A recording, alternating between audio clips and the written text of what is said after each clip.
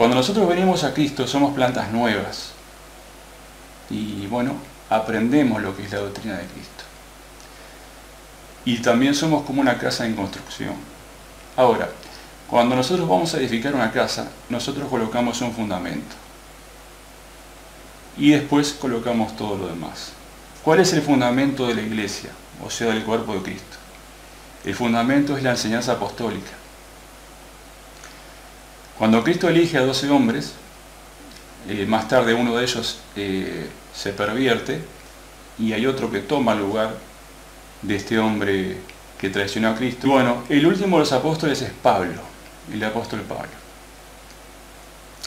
Los apóstoles no son ni 11 ni 12, perdón, sí son 12, pero quiero decir, no son ni 11 ni 13, los apóstoles son 12.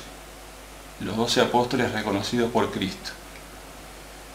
Los apóstoles fueron elegidos directamente por Él. Él les confía el Evangelio y después el Evangelio nos llega a través de los apóstoles. La pregunta es, ¿hay apóstoles hoy en día? Sí, hay apóstoles. Pero la palabra apóstol significa enviado. Pero no como los 12 apóstoles. O sea, hay apóstoles, pero no como los 12.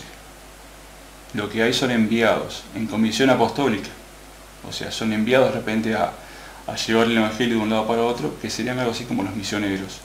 Pero los apóstoles que fundaron el Evangelio son 12. Entonces, ¿qué es lo que sucede con las iglesias? Bueno, voy a hacer un breve repaso de qué es lo que sucede, qué es lo que sucedió. Cuando los apóstoles introdujeron el Evangelio, automáticamente comenzaron a entrar herejías dentro de las iglesias, dentro de las congregaciones. Cuando los apóstoles estaban vivos, ellos combatían estas herejías. Pero cuando los apóstoles ya tienen que partir, porque todos los hombres nos llega ese momento, la iglesia en cierta forma queda sin esa protección apostólica. Lo que quedaron fueron hombres que fueron instruidos por los apóstoles, y bueno, ellos la remaron como pudieron. Después vemos que perdón. Después vemos que dentro de las iglesias comienzan a introducirse lo que son doctrinas extrañas.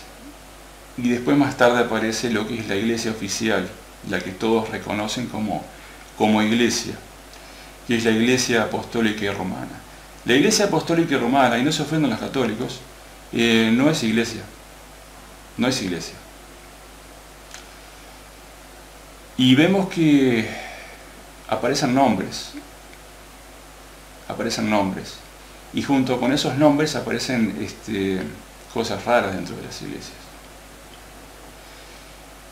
Cuando los apóstoles iban a ciudades, ellos fundaban lo que colocaban obispos, ¿verdad?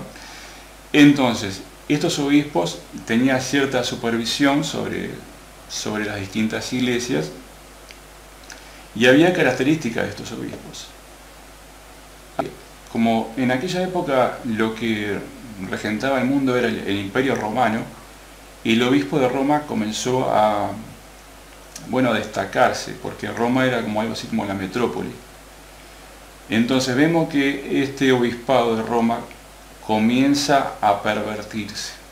Y al obispo de Roma, cariñosamente, según nos dice la historia, se le llamaba papá, y después comenzó a llamársele papa. Y dice esta iglesia que, por ejemplo, que Pedro es el primer papa. No, eso no es cierto. Bueno, para no extenderme demasiado en eso, quiero decir de que ninguna iglesia es fuente de la verdad. Y siguiendo hablando del fundamento apostólico,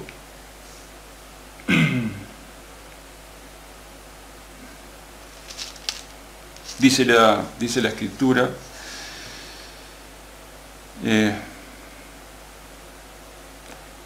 nuestras cartas sois vosotros escritas en nuestros corazones, conocidas y leídas por todos los hombres. Siendo manifiesto que soy carta de Cristo expedida por nosotros, escrita no con tinta, sino con el Espíritu de Dios vivo, no en tablas de piedra, sino en tablas de carne del corazón. El fundamento de Cristo son las enseñanzas de los apóstoles. ¿Cuál es la función a la que tienen que sujetarse las distintas iglesias? Bueno, el fundamento apostólico. Los apóstoles se encargaron de escribir epístolas, por ejemplo, y de enseñar oralmente el Evangelio cuando andaban los días de su carne. Y ellos nos dejaron un legado, que es la Escritura. Nos dejaron sus enseñanzas. Ahora, el tema es cómo interpretamos la Escritura. Porque si todos la interpretamos de forma diferente, van a surgir miles de iglesias.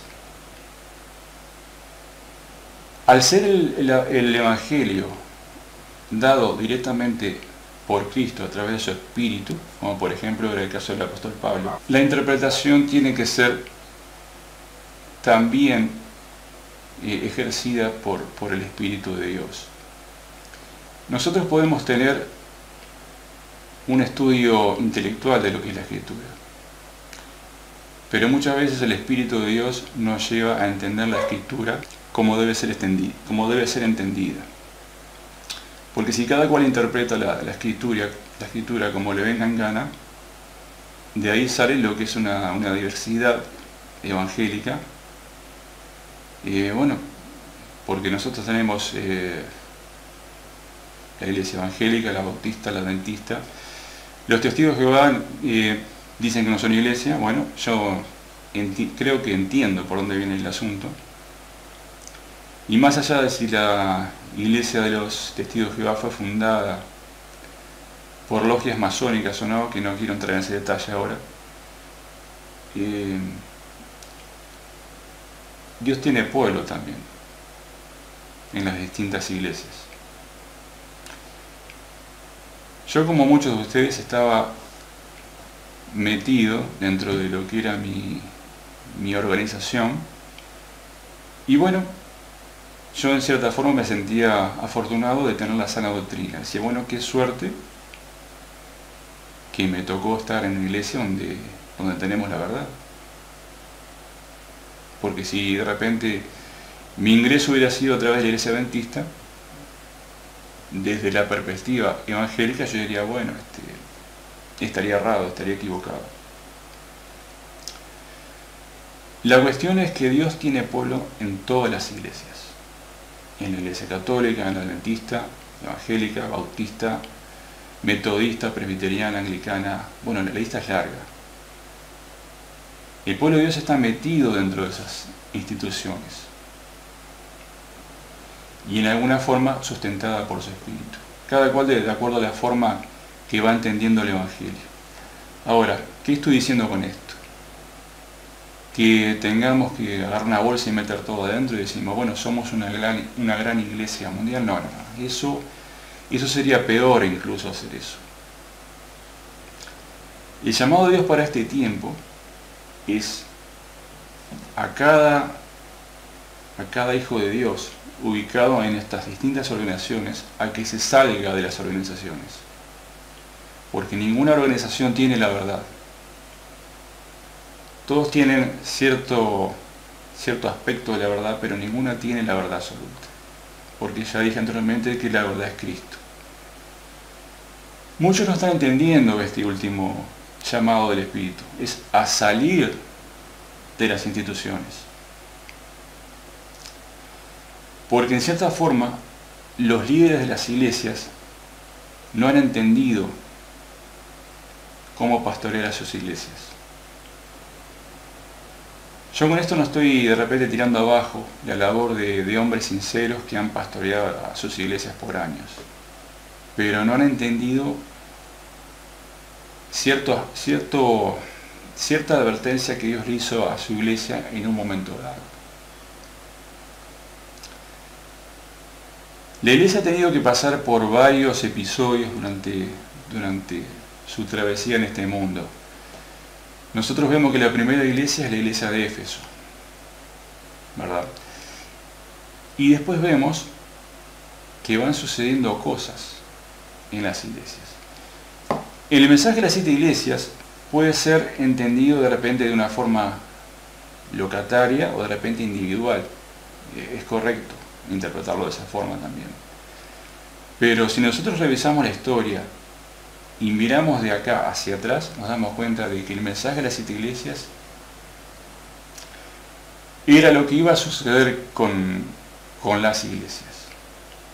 Porque vemos lo que pasó con la iglesia de Éfeso, que era la iglesia del primer siglo, y después vemos cómo la iglesia va transformándose hasta llegar a lo que es la iglesia del día de hoy. Es una iglesia que lamentablemente se ha cegado, porque es una iglesia que dice, bueno, yo soy rico, de ninguna cosa tengo necesidad, bueno, todo eso que ya leímos en el libro del mensaje a la Odisea. Y es la condición de la iglesia actual. Es una iglesia que piensa que ve, pero no está viendo. Y fíjese qué curioso es que Cristo llama desde la puerta. Y eso nos tiene que llamar la atención. El desafío para la iglesia de hoy es tratar de escuchar la voz de Cristo. Bien, sobre el fundamento apostólico. Los apóstoles nos dejaron un legado, que son sus epístolas. Y bueno, ¿qué sucede? Para poner un ejemplo de repente. Cuando uno escribe una partitura, de repente una partitura musical, en la partitura musical vemos que hay signos. Esos signos que se escriben en una partitura es lo que describe la música. De repente una persona puede escribir una partitura en una parte del mundo, la escribe, y esa persona manda esa partitura a otra parte del mundo. Entonces, una persona incluso que habla diferente idioma y diferentes costumbres de vida, todo lo que usted quiera, la persona lee esa partitura, comienza a interpretarla, y si esa persona entendió el significado de todos esos símbolos, va a tocar exactamente lo mismo sin haber escuchado esa música antes. ¿Cómo es posible eso? Bueno, es posible porque el conocimiento de los signos es un lenguaje común, o sea, que debe ser interpretado de acuerdo a cómo se escribió. Porque si la persona no entiende los símbolos de la partitura, va a tocar otra melodía. Fíjese que en una partitura a veces hay como unos puntitos chiquititos, y esos puntitos también describen ciertos matices de la música. Y de repente si alguno ve un punto y lo elimina, ya la música que va a interpretar no es la misma que el autor escribió.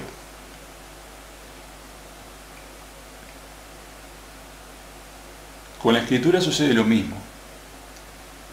Cuando los apóstoles escriben sus epístolas, lo hacen bajo la guía del Espíritu de Dios.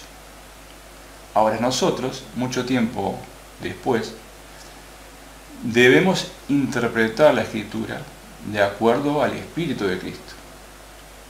Porque si nosotros utilizamos nuestro propio concepto de lo que debería ser la fe y la vida cristiana, nos vamos a equivocar, vamos a tocar otra música.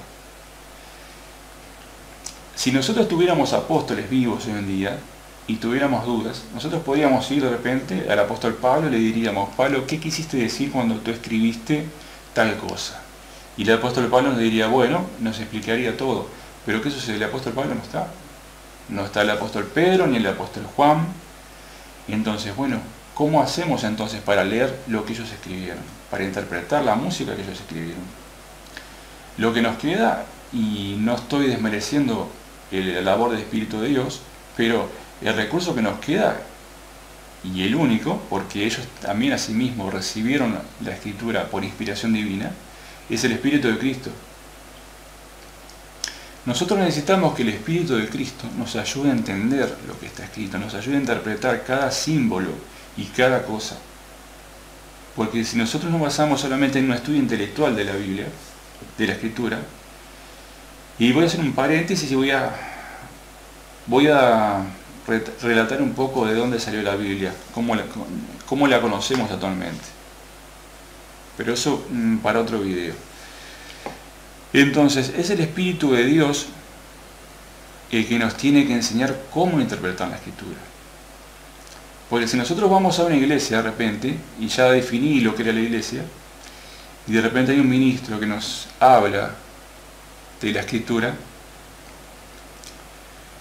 y bueno, y nos dice, nos enseña la Escritura de una forma, y de repente nosotros nos vamos a otra iglesia, y el ministro nos enseña la Escritura de otra forma.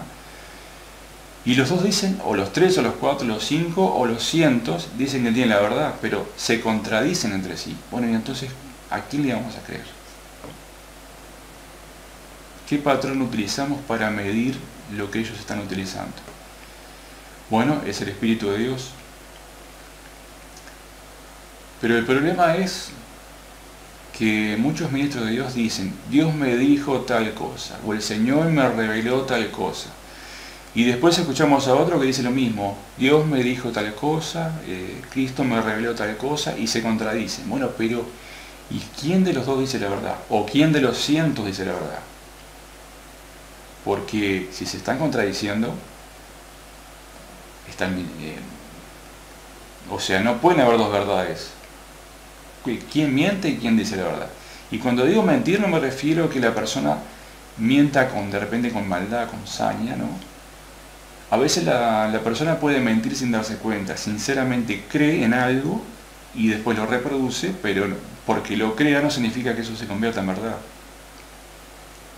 Y ese es el problema que sucede en las iglesias de hoy, que cada cual se aferró a su verdad y bueno, cada cual está metido en lo que es su círculo y según su propia definición de la verdad, tiene la verdad y los demás están equivocados. Bueno, pero ¿cómo es la cuestión? Una de las cosas que a mí me llamó la atención cuando yo ingresé en el mundo cristiano fue eso, fue la disparidad de conceptos en cuanto a la Biblia, en cuanto a conceptos de la fe. Porque de repente yo escuchaba a uno que decía una cosa y después escuchaba al otro que decía otra. Bueno, pero ¿y a quién le voy a creer yo? ¿A quién le voy a creer? Porque uno dice que la salvación se pierde, el otro dice que no se pierde. Tenemos, por ejemplo, a Calvino y a Lutero, que se contradecían entre sí, y digo, bueno, pero ¿y a quién le vamos a creer? Entonces es un problema con que la gente que recién ingresa con las plantas nuevas, o sea, los neófitos, se encuentran. Es ¿a quién le vamos a creer? Bueno, yo la recomendación que le doy es que usted en oración se dirija a Cristo, para que Cristo lo vaya guiando hacia la verdad, que es Él, porque Él dijo, yo soy el camino, la verdad y la vida. Y bueno, es un proceso largo, no le voy a decir que no, es un proceso largo, muchas veces complicado, porque yo me he pasado años creyendo en cosas que no son ciertas. Y lo que le puedo decir es que Cristo siempre estuvo ahí, desde el principio hasta el fin siempre estuvo ahí. Pero muchas veces Él no nos entrega cosas porque de repente no las podemos sobrellevar. Nos va entregando de a poquito las cosas. Y cuando estamos ya más maduros y más fuertes, Él nos va entregando y confiando en más cosas. Así que bueno, mi consejo inicial es eso, que usted por sí mismo trate de leer la Escritura y en oración pida revelación a Cristo acerca de la Escritura. Largo y difícil de explicar, pero bueno, esa es la verdad. Bueno, muchas veces cuando alguien ingresa, bueno, el patrón de referencia que tiene es la persona que le está enseñando. Y yo a veces pensaba, bueno, qué complicado y difícil es para una persona que ingresa encontrar la verdad de Dios. Qué complicado. De todas formas, si usted se acerca con un corazón sincero a Dios, Él lo va a ir guiando hacia la verdad. No tenga miedo que no se va a extraviar, porque si usted sinceramente se acerca a Cristo, Él se las va a arreglar para que usted pueda ir entendiendo lo que tiene que ir entendiendo. Mientras tanto, siga tratando de entender y de aprender.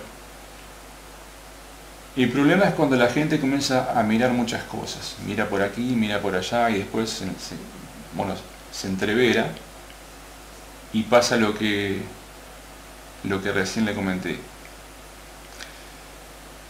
Bueno, básicamente era eso lo que quería decir en el día de hoy, que la iglesia no son 4 paredes, no es una institución,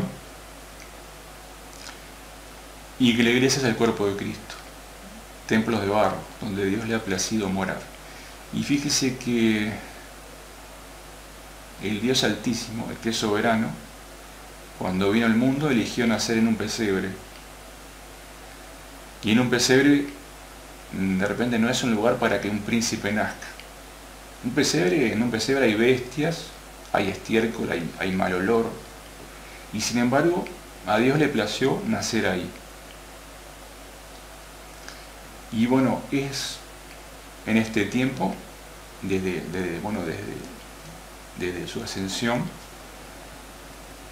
a Dios le plació morar en el interior del hombre.